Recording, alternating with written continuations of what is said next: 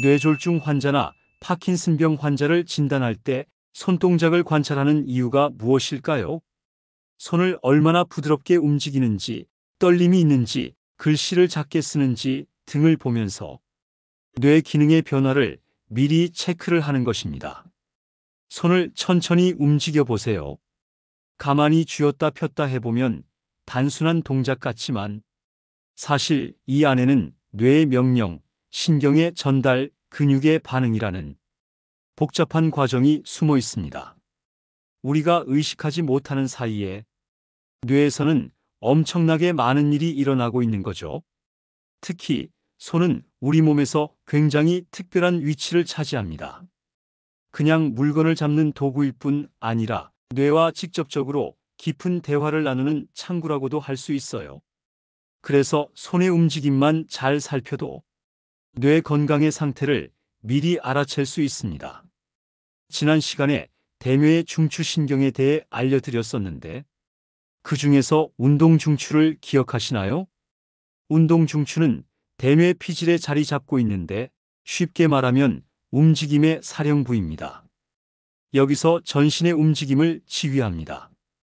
예를 들어 손가락을 움직이고 싶다고 생각하면 그 순간 운동중추가 작동해서 전기 신호를 보내고 그 신호가 척수를 타고 근육으로 흘러갑니다.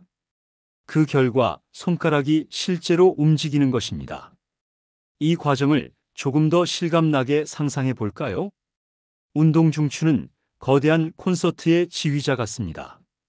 바이올린은 손가락, 트럼펫은 팔, 드럼은 다리라고 할 때 지휘자가 지휘봉을 들고 움직일 때마다 악기들이 반응하죠. 만약 지휘자가 실수를 하거나 지시가 늦어진다면 음악이 삐걱거릴 겁니다.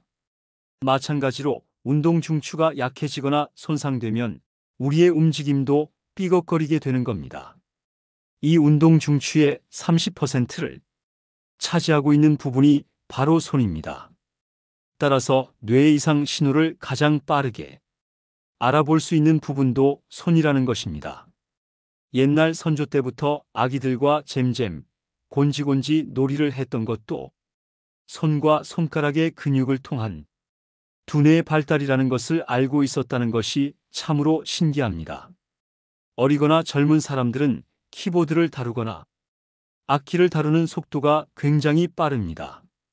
반면 일정 나이 이상 단편적으로 중년 이후 대략 50대 이후에는 키보드를 새롭게 익히거나 악기를 새롭게 익히는 것이 속도가 더딜 뿐만 아니라 익힌 상태라 하더라도 젊은 시절의 속도나 능숙함이 둔해지는 것을 느끼게 됩니다.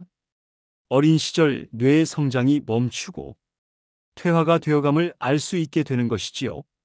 운동중추가 조금 지쳐 있다는 신호를 여기서 간단히 체크를 해봅시다. 여러분도 지금 바로 해보실 수 있어요. 1. 손가락을 쫙 펼쳤다가 오므리기. 이걸 10번 해보세요. 2.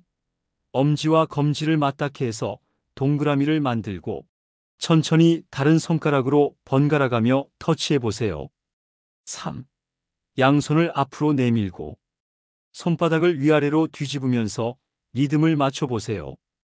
이 동작을 할 때 한쪽 손이 자꾸 느려지거나 정확하지 않거나 떨림이 있다면 뇌의 운동중추가 조금 지쳐 있다는 신호일 수 있습니다.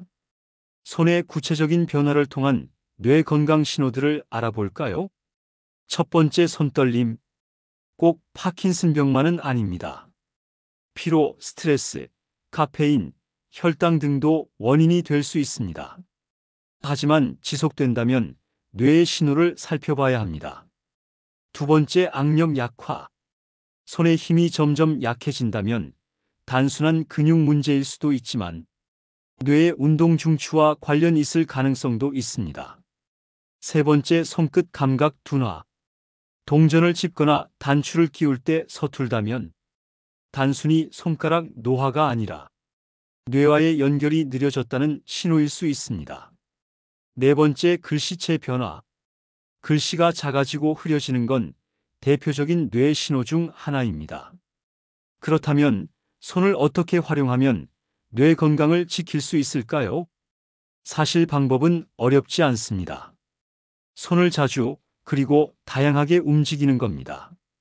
공 던지기, 젓가락질, 뜨개질, 피아노 같은 섬세한 손동작은 뇌를 활발하게 자극합니다.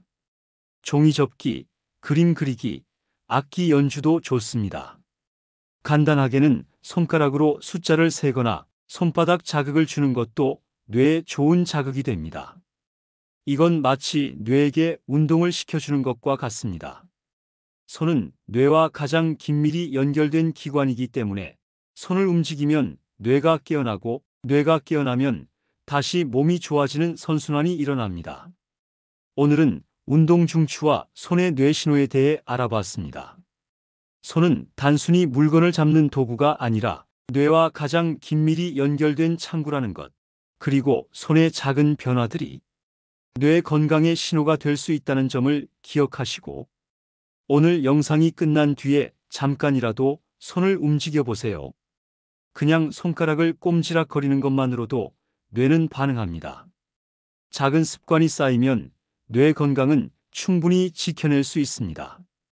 우리의 작은 관심과 꾸준한 실천이 뇌 건강을 바꿀 수 있다는 것 꼭 기억해 주세요. 감사합니다.